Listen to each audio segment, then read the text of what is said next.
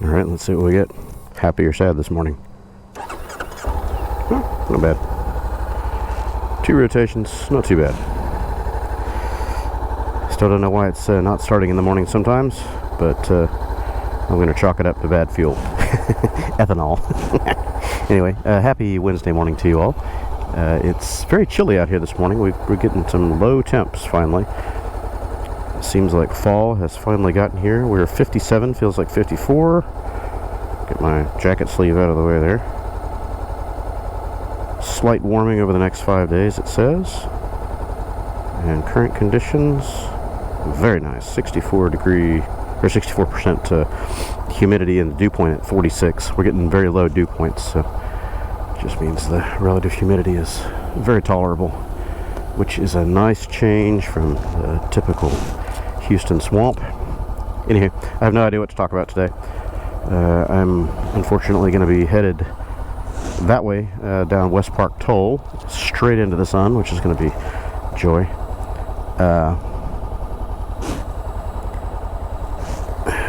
Head over to meet my buddy for breakfast. We're going to do Sweet Paris again this morning. Ooh, I should tell him that I'm coming. Ooh, can he hold the bike steady? No, he can't. Just got to put it on the side stand. Brake, and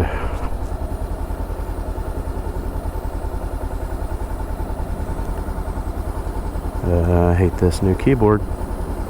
I'm on my way now, period. Should be there in about 30 minutes or so.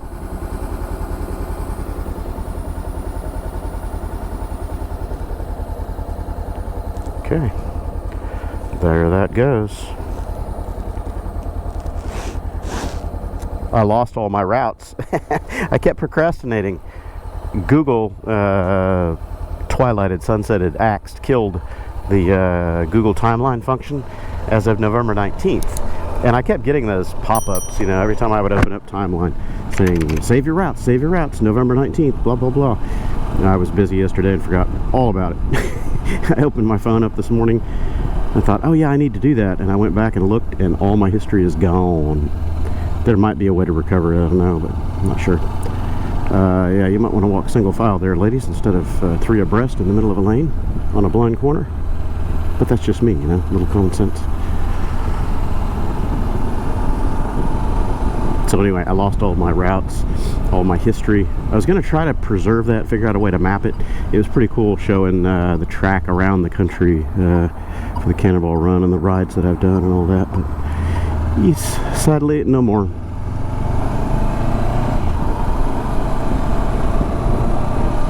I mentioned that in one of my previous work ride vlogs about my time tracking. I don't know if I posted that one or not. I don't think I did.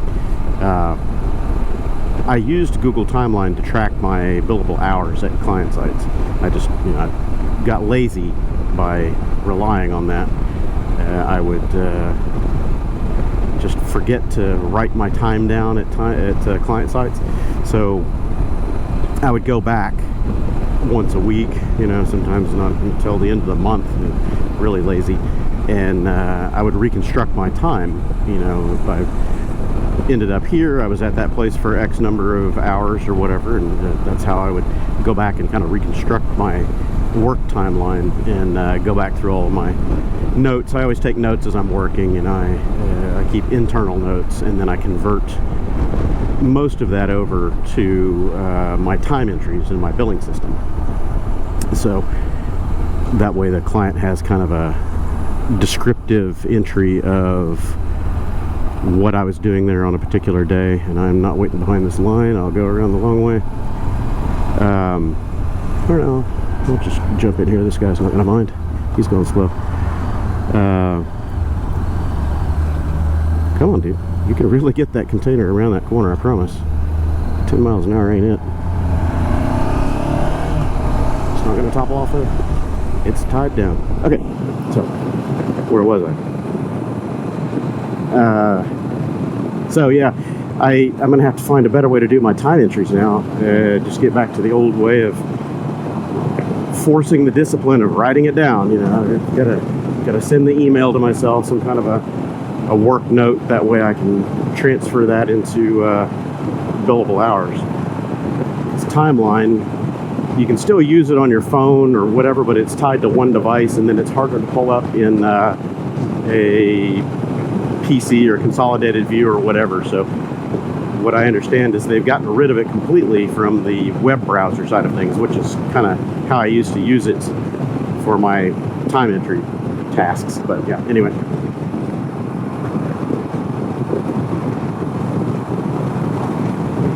Ooh, that sun's bright. And that's with the sunshine. Yeah, goodness.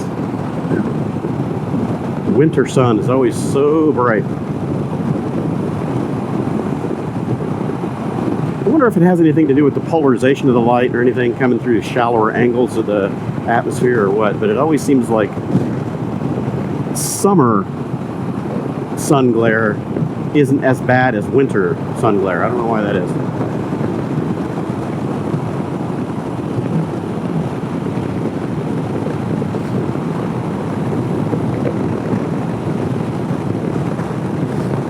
It's windy today, and I'm sniffling. I'm sure you've probably heard me snotting in the camera or in the mic many times now.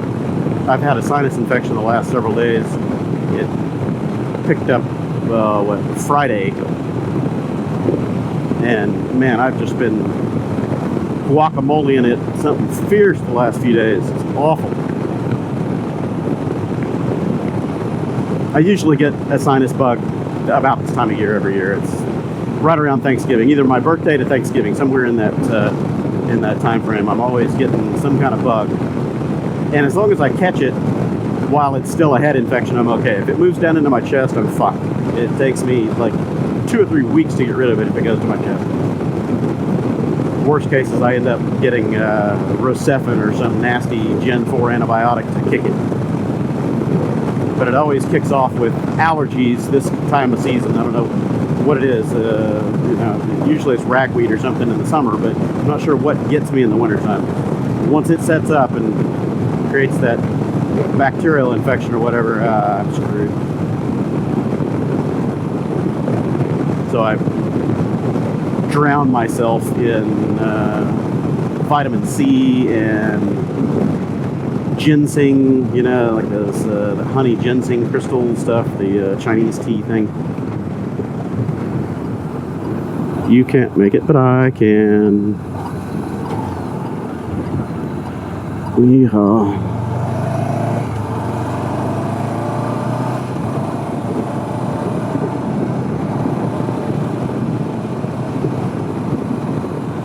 I've been doing a lot of car shopping and research lately. I'll still most likely get a couple of used cars instead of new ones, just to save the money and avoid the depreciation and all that. And I can't justify doing another car finance. I financed my Accord, but I paid it off early. Just, I don't know, having to maintain that full coverage insurance is ridiculous in my opinion. I can't deal with it. You end up with such high premiums on your insurance, it can be, 50% of, I'm not waiting, it can be 50% of your car payment. That's just insane, man.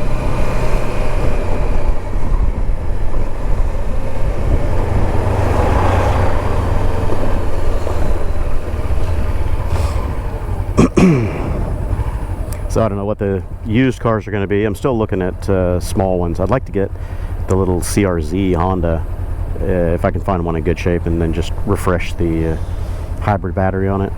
And then maybe, I don't know, look for a CRV for my daughter, because that's what she likes. I'm not really sure. I don't know what's going to happen to the Accord. I'll probably sell that, trade it off. I don't know.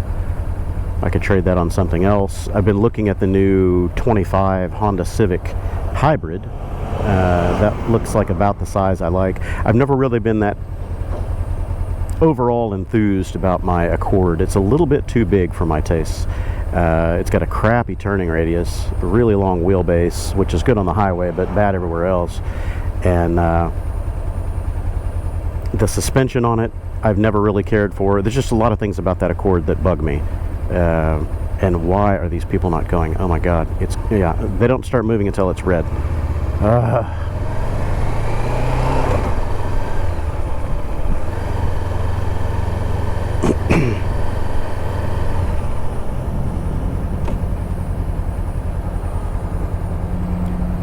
So my wife has never really liked the Accord all that much. I don't do lots of long distance road touring or anything that is really where that Accord shines.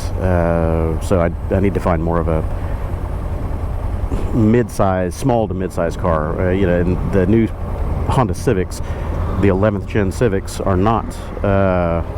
What the fuck are you doing, jack off? The 11th gen Civics are full-size cars now. They're not compact. They're quite large. They're as big as the Accords from, you know, 10 years ago. So I think the new Civic might be the right size. So maybe I'll trade the Honda Accord, a 2020 Accord that I've got in, for a new 25 Civic Hybrid. And they get stupid good gas mileage, 49 combined or something like that, 47 in town, 50 highway. It's crazy. A few moments later. Go, you assholes.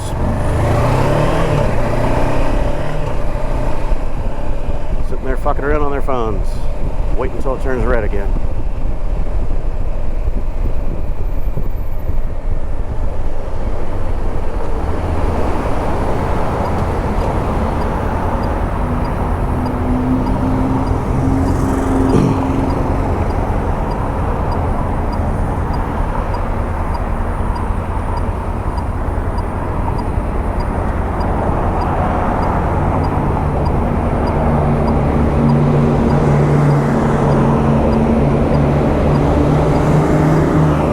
Shit, hard red. That thing was red long before you got to it.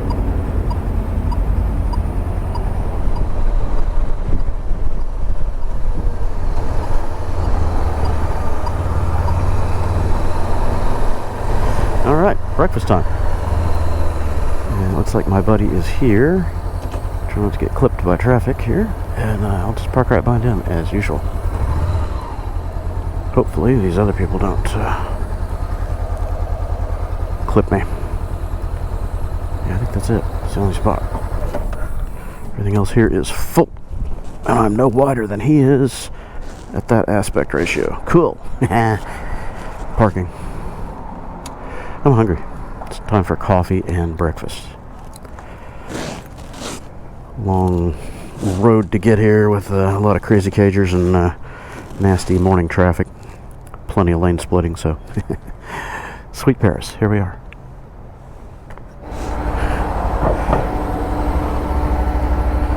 Alright, breakfast is done. It was good. I had the Canadian, so hopefully it's not going to kick off my gallbladder nonsense again. Not so much cheese. I guess it was the cheese that got me last time. I don't know. It's last week, 8 days ago, 9 days ago, whatever. Anywho, I'm back at it.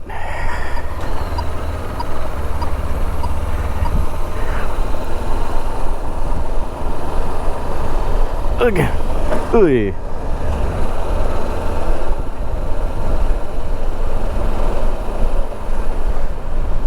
It is windy today. Weather is great, temperature is great, but woo, is it windy. It's probably why my sinuses are going bonkers. There's a lot of pollen kicked up in the air.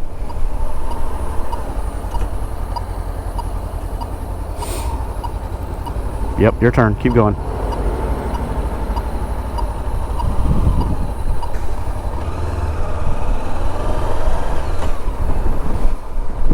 Woohoo! It's windy. I think the wind gusts are up to 33 this morning, 25 to 33. It's pretty breezy.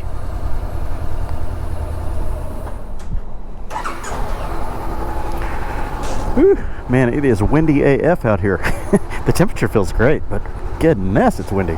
Just standing right here is like a wind tunnel. There's 15 to 20 mile an hour wind just blowing right through this garage. Crazy. I put my gloves up here twice and they blew down. Twice. Stay! Alright, so what do we got? It is almost 3 p.m. 69 degrees. Yeah, it feels chillier than that with the wind. Woo! 70 degrees. Gotta love it, man. Actually, we're above temperature, I think. According to the forecast I was seeing this morning on the news, they were saying that our normal temperature would be like 50, and we were at 58 this morning or something like that. So we're slightly above temp, and we're still warming going through the week after this cold front finishes blowing through today. We're not getting any crazy weather from it, but apparently other parts of the country have been. Northern central states have been experiencing some crazy wind. Hey!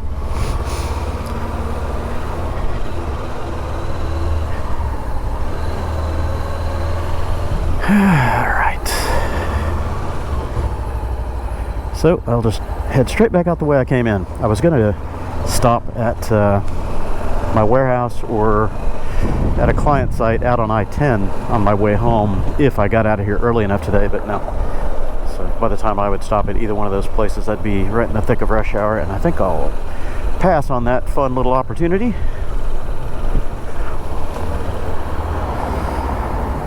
Come on, people.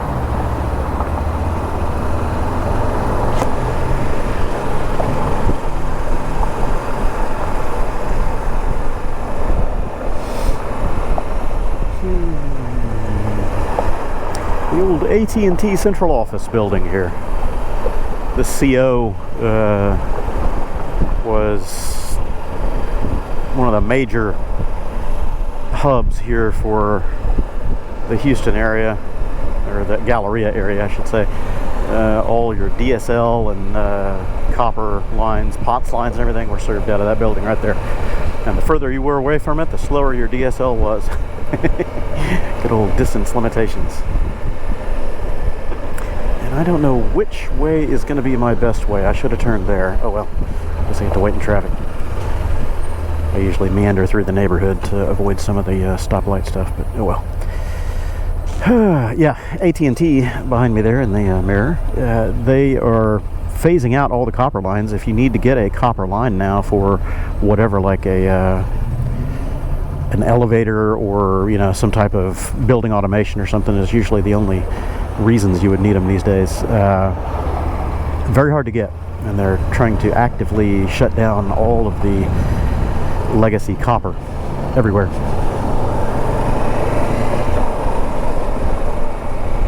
Too much to maintain.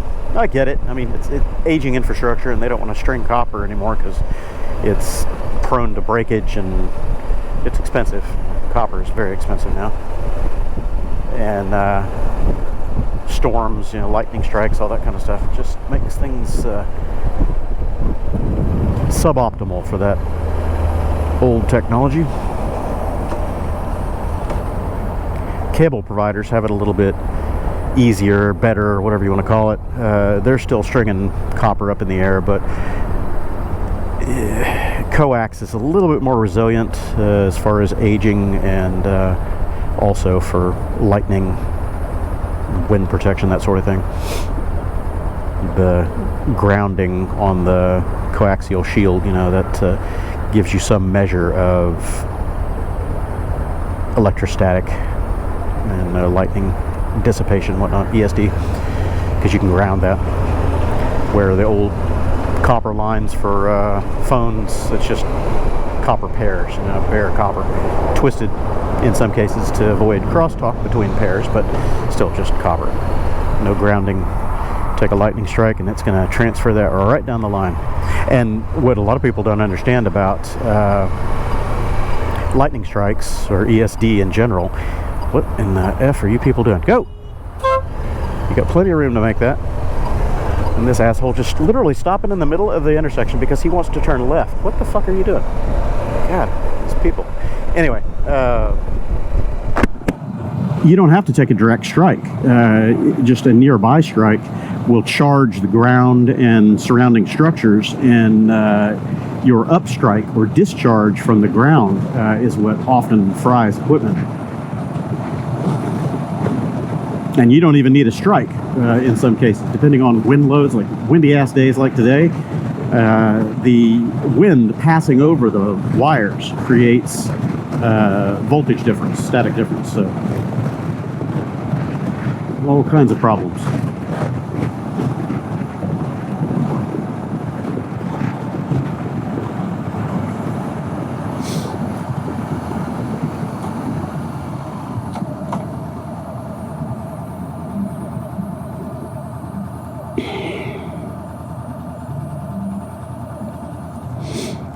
to do a lot of infrastructure cabling many moons ago, back when everything was copper, and campus buildings and stuff like that, running aerial copper and stuff like that. You could end up with 40 or 50 volts easy differential between buildings. In some cases it could be a lot more than that, especially when it's windy. So you had to watch out even handling the stuff. If there was a long enough run up in the air, you could get a shock just handling the cable. You start bridging that gap to ground and suddenly you're the lightning rod. A few times I remember grabbing a hold of a couple of those aerial cables, you know, several hundred feet long, strung up between buildings, and I'd get on the radio and yell at somebody, you know, that's not supposed to be lit yet. You know, like, what are you talking about? We're not even plugged in over here.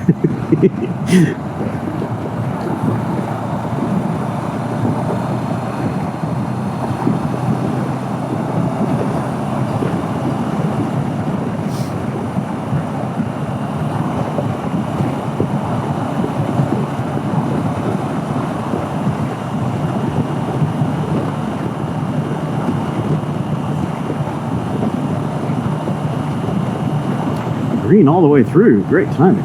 Nice.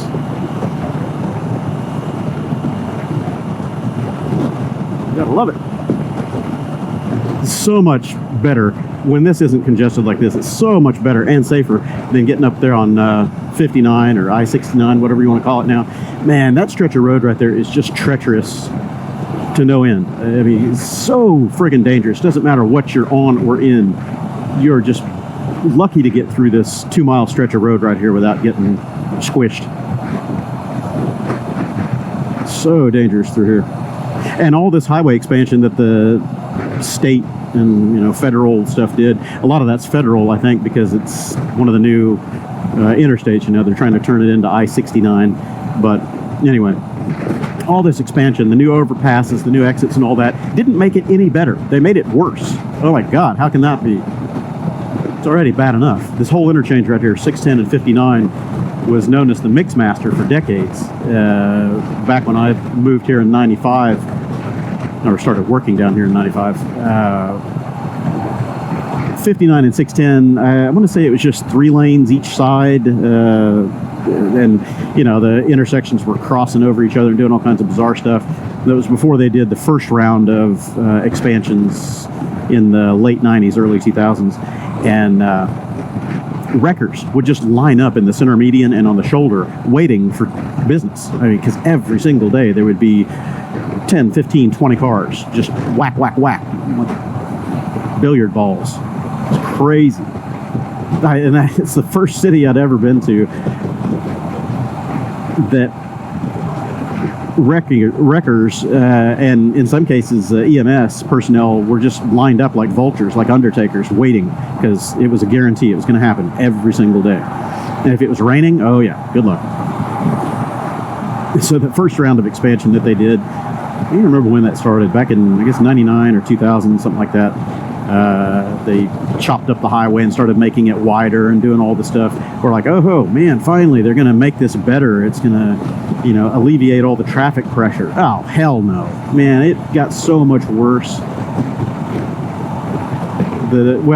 It did get worse. I would say now there are not as many wrecks at that junction as there used to be, but the traffic flow is worse in my opinion. But just that first phase of expansion that they did, yeah, it made it worse.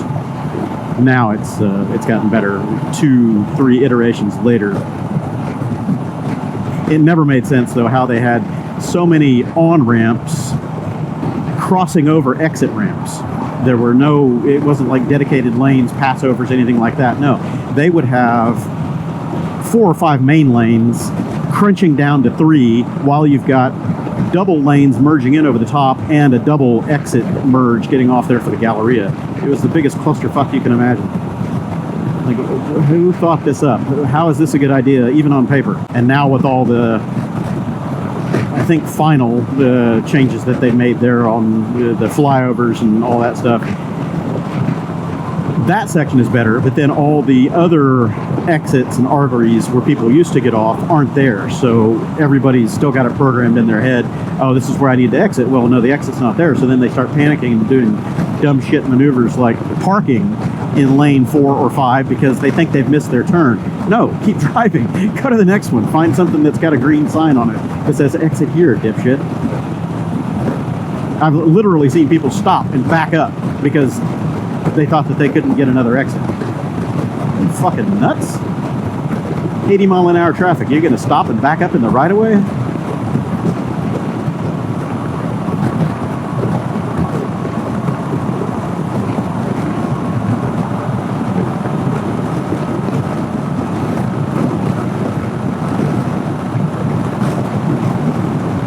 That used to be a big thing out on Beltway 8 here too as well, with the cash lanes.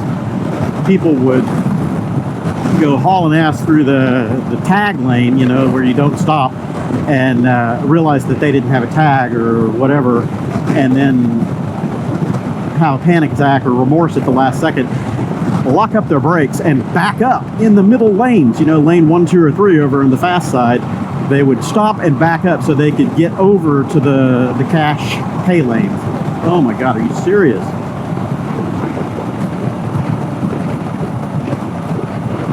There were quite a few rear end accidents, a few fatalities that way over the decades. People just panicking and stopping at the toll booths and backing up. No, no, no, no, no.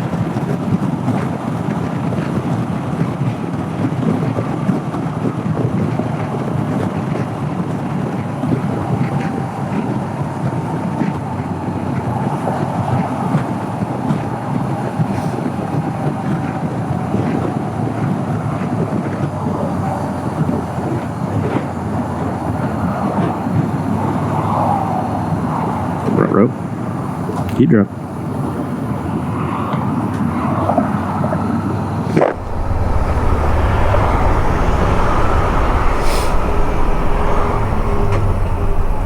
Well, it was going swimmingly until now. Not quite sure why this just got so clogged.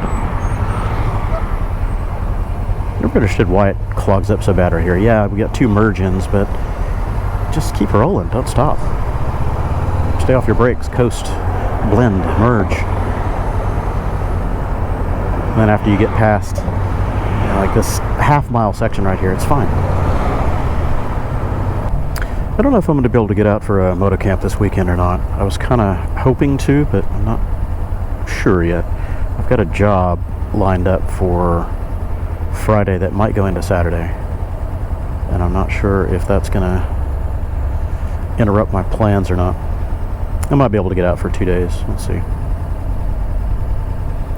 My Texas State Parks Pass has expired. It was in, let's say, October 21st or something that expired, so I need to get a new one. It's $100 or $80, something like that. I think it's $80. Go right out there to Stephen F. Austin and renew my pass. Hang in the trees for the weekend. I don't think we've got any rain scheduled for several days until next week, so weekend should be clear and cool. Nighttime temperatures are in the mid-50s, low to mid-50s, something like that. Absolutely perfect for camping.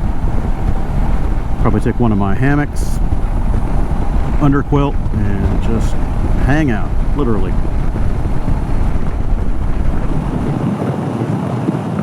I love this bike. This has got to be one of my all-time favorite machines. It's just so comfortable. It's so easy to ride. It fits me perfectly. I don't know if I would like the newer ones with the larger front wheel, 19-inch front wheel. Probably wouldn't care for that as much. I wouldn't mind the updated suspension, but this one's just perfect. I mean, it's jack of all trades, master of none. I just love it.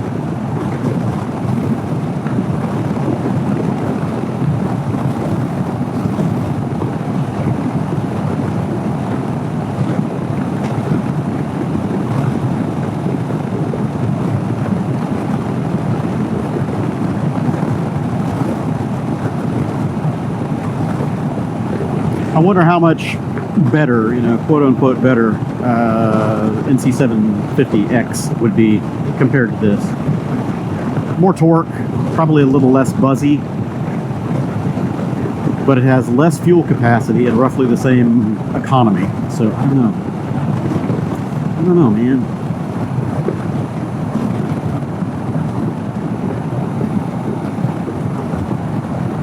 I'll bet valve maintenance is a hell of a lot easier on it than this one. Oh, valve maintenance on this one sucks.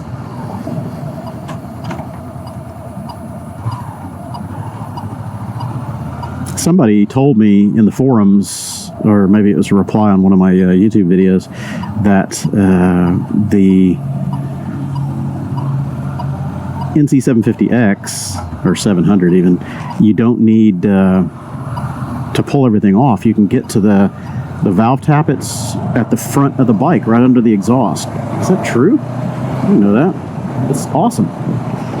If that's the case, then, man, maintaining the valves on that thing would be dead simple. I don't even know if it's shim and bucket or if it's rocker, you know, screw threaded style rockers or what. I'm sure it's probably shim and bucket. That's cool.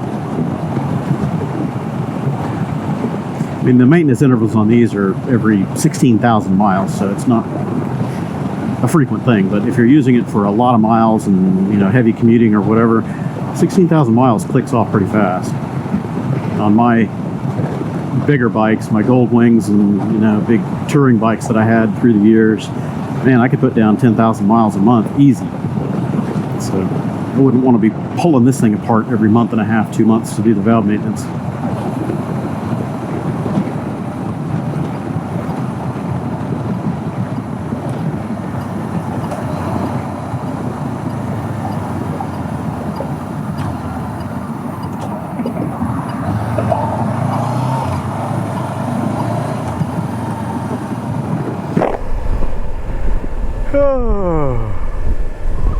I don't even want to go home. I just want to ride around. I wish there was less traffic, but it's not great driving around in rush hour traffic. But man, it feels so good out here. Anybody need some wood?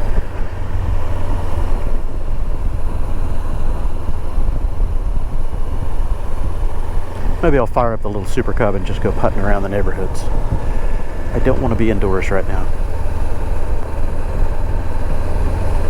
Feels too good out here. For sale, or lease. This house has been through 4, 5 tenants since we've been here. Anywho, thanks for joining. I'll catch you all later. Gotta pick up the trash in my yard. Oh, goody. Hey, Grace, how are you? Oh, you look like you're happy today. She's not doing good. She's in her decline. I don't think she's got much more time left.